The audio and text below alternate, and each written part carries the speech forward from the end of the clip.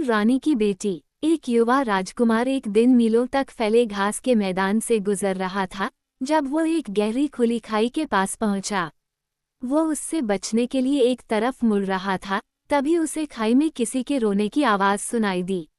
वो अपने घोड़े से उतरा और उस दिशा में आगे बढ़ा जहां से आवाज़ आ रही थी। उसे आश्चर्य हुआ कि उसे एक बूढ़ी औरत मिली जिसने उससे खाई से बाहर निकलने में मदद करने की विनती की।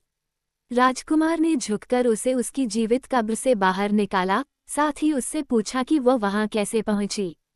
बूढ़ी औरत ने उत्तर दिया, बेटा, मैं बहुत गरीब औरत हूं और आधी रात के बाद मैं पड़ोसी शहर के लिए निकली ताकि अगली सुबह अपने अंडे बाजार में बेच सकूं, लेकिन अंधेरे में मैं रास्ता भूल गई और इस गहरी खाई में गिर गई जहां मैं हमेशा के लिए पड़ी रहती अगर तुम्हारी दया न होती। तब राजकुमार ने उससे कहा, तुम मुश्किल से चल पाती हो, मैं तुम्हें अपने घोड़े पर बिठाकर घर ले चलूंगा। तुम कहाँ रहती हो? वहाँ, जंगल के किनारे उस छोटी सी झोपड़ी में जिसे आप दूर से देख रहे हैं, बूढ़ी औरत ने उत्तर दिया। राजकुमार ने उसे अपने घोड़े पर चढ़ा लिया और जल्द ही वे झोपड़ी के पास पहुंच गए, जहां बूढ़ी औरत उतर गई और राजकुमार की ओर मुड़ते हुए बोली, बस एक मिनट रुको, मैं तुम्हें कुछ दूंगी।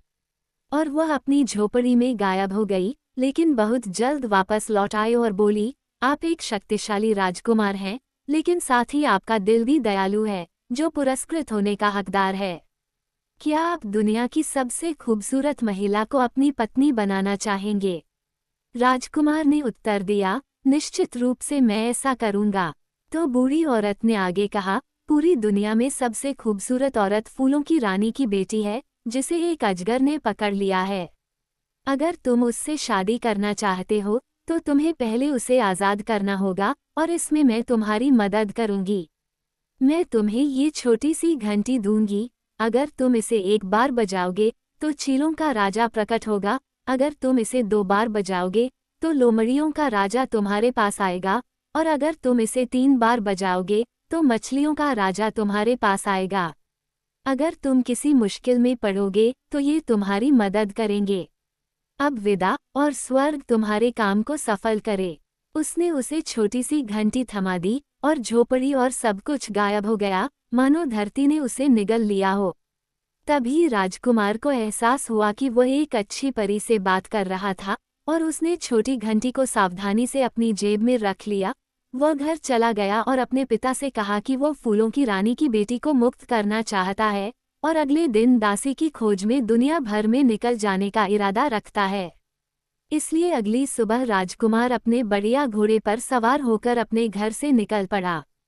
वो पूरे 1 साल तक दुनिया भर में घूमता रहा था और उसका घोड़ा थकावट के कारण मर गया था, जबकि वह खुद भी अभाव और दुख से बहुत पीड़ित था, लेकिन फिर भी उसे वह लड़की नहीं मिली जिसकी उसे तलाश थी।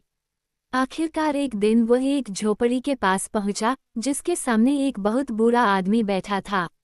राजकुमार ने उससे पूछा, क्या तुम नहीं जानते कि ड्रैगन कहाँ रहता है जिसने फूलों की रानी की बेटी को बंदी बना रखा है?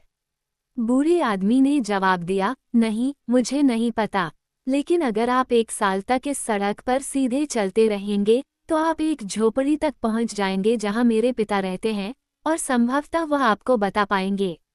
राजकुमार ने उसकी जानकारी के लिए उसका धन्यवाद किया और उसी सड़क पर 1 साल तक अपनी यात्रा जारी रखी और अंत में एक छोटी सी झोपड़ी के पास पहुंचा, जहां उसे एक बहुत बूढ़ा आदमी मिला।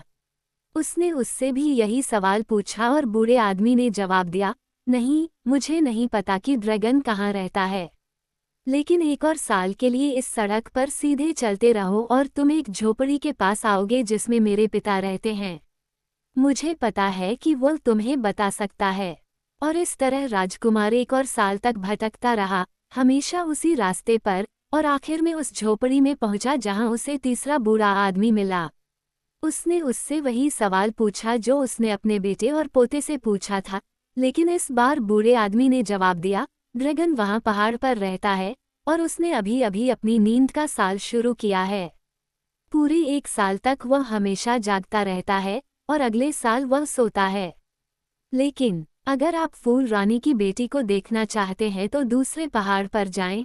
ड्रैगन की बूढ़ी माँ वहाँ रहती है और वह हर रात एक पार्टी करती है जिसमें फूल रानी की बेटी नियमित रूप से जाती है। इसलिए राजकुमार दूसरे पहाड़ पर चढ़ गया, जहां उसे सोने से बना एक महल मिला जिसमें हीरे की खिड़कियां थीं।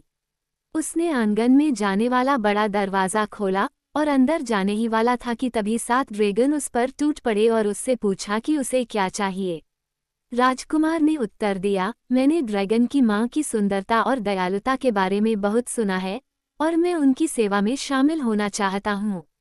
इस चापलूसी भरे भाषण से ड्रैगन खुश हो गए और उनमें से सबसे बड़े ने कहा, ठीक है, तुम मेरे साथ चलो और मैं तुम्हें मदर ड्रैगन के पास ले जाऊंगा। वे महल में दाखिल हुए और 12 शानदार हॉल से गुजरे, जो सभी सोने और हीरे से बने थे। 12वें कमरे में उन्होंने मदर ड्रैगन को हीरे के सिंहासन पर बैठा हुआ पाया। वह सूरज के नीचे सबसे बदसूरत महिला थी और इसके अलावा उसके 3 सिर थे। उसका रूप राजकुमार के लिए एक बड़ा झटका था और उसकी आवाज भी, जो कई कौवों की तरह थी। उसने उससे पूछा, तुम यहाँ क्यों आए हो?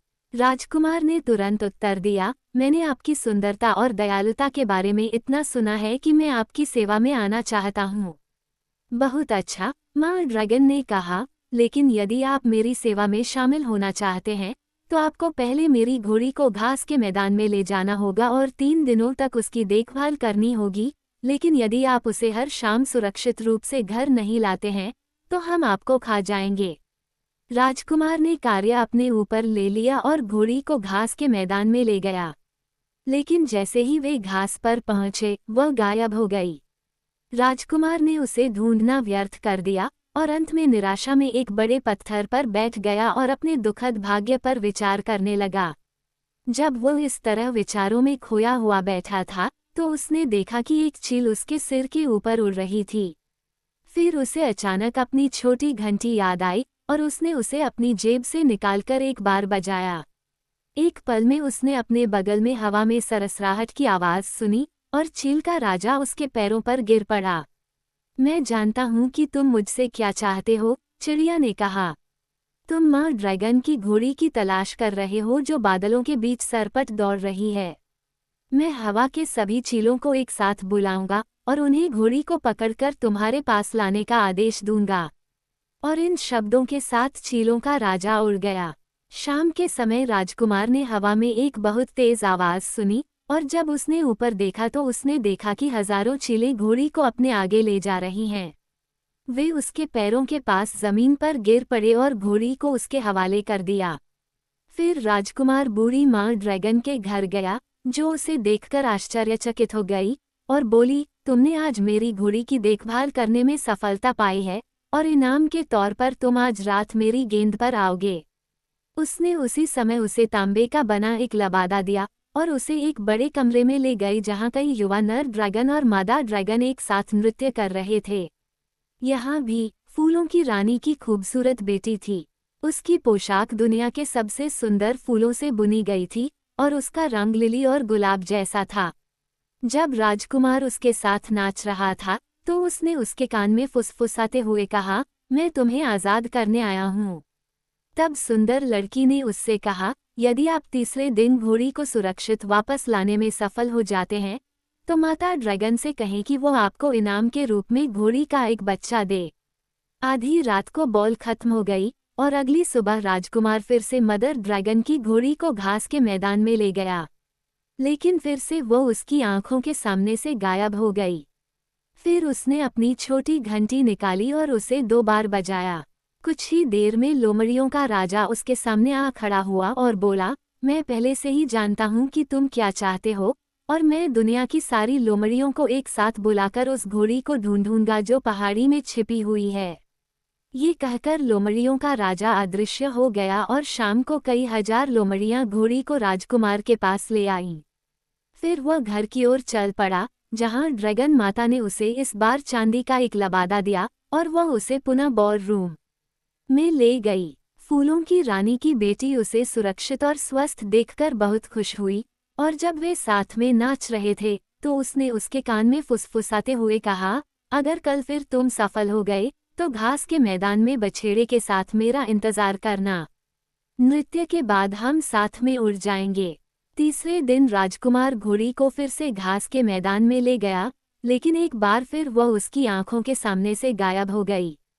फिर राजकुमार ने अपनी छोटी घंटी निकाली और उसे 3 बार बजाया।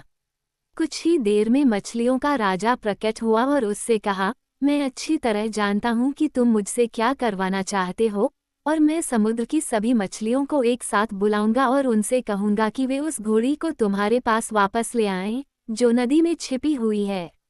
शाम को घोड़ी उसे वापस कर दी गई, और जब वह उसे माता ड्रैगन के घर ले गया तो उसने उससे कहा, तुम एक बहादुर युवक हो और मैं तुम्हें अपना अंग सेवक बनाऊंगा, लेकिन शुरुआत में मैं तुम्हें इनाम के तौर पर क्या दूंगा। राजकुमार ने घोड़ी से एक बच्चा मांगा, जिसे माता ड्रैगन ने तुरंत उसे दे दिया, और इसके अलावा सोने से बना एक लबादा भी दिया, क्योंकि वह उससे प्यार करने लगी थी क्योंकि उसने उसकी सुंदरता की प्रशंसा की थी। इसलिए शाम को वह अपने सुनहरे लबादे में बॉल पर दिखाई दिया, लेकिन मनोरंजन खत्म होने से पहले वह खिसक गया और सीधे अस्तबल में चला गया, जहां वह अपने बछड़े पर सवार होकर फूलों की रानी की बेटी का इंतजार करने के लिए घास के मैदान में चला गया।